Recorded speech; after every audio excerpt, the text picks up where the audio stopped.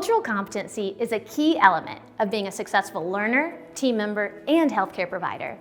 But ever wonder, what can we do as educators to create learning environments that promote and reinforce this important competency? Hi, I'm Amy Gardner, Associate Dean for Faculty Development and Director of the Academy of Medical Educators here at the University of Colorado School of Medicine. Hear from one of our esteemed educators, Dr. Maurice Scott, on his tips for curating a learning environment that promotes cultural competency.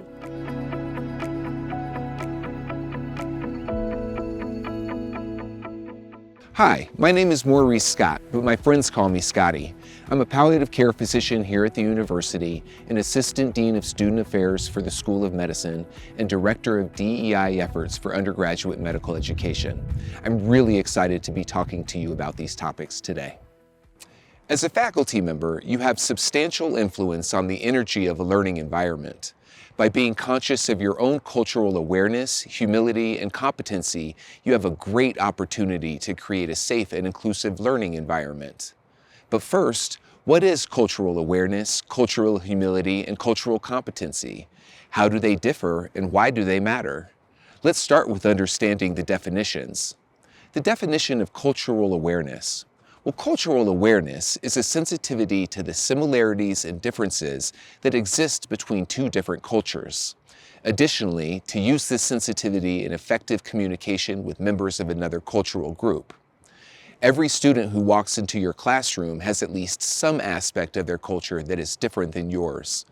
Recognizing this, internally or externally, will go a long way in you seeing the students as individual people. How does that compare to the definition of cultural competence? Well, cultural competence, there is no single definition for this. Over the last several decades, definitions have evolved from diverse perspectives. Overarchingly, we can loosely define it as the ability to engage knowledgeably with people across cultures. However, sometimes the term cultural competence suggests that there is a categorical knowledge a person could attain about a group of people, something they can denote that there is an endpoint to becoming fully culturally competent. As a result, there has been a relatively recent transition away from this framework toward one of cultural humility. So what is cultural humility? Cultural humility involves an ongoing process of self-exploration and self-critique combined with a willingness to learn from others. It means entering a relationship with another person with the intention of honoring their beliefs, customs, and values. It means acknowledging differences and accepting that person for who they are.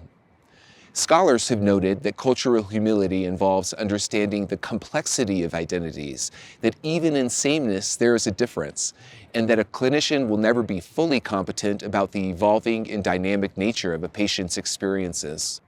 So how do we bring these into our teaching sessions to promote safe, inclusive learning environments? It's all about modeling cultural humility and awareness as above. First and foremost, never assume. In every question you ask, work for it to be a question coming from curiosity rather than one where you think you already have the right answer. Genuinely attempt to understand how aspects of your student's identity, their race, gender, sexual orientation, socioeconomic status, those kind of things, how they may affect how they perceive the world, you or other students, and why they may think the way they do. To be able to do this, you must be aware of how aspects of your own identity affect how you think and how you see another person.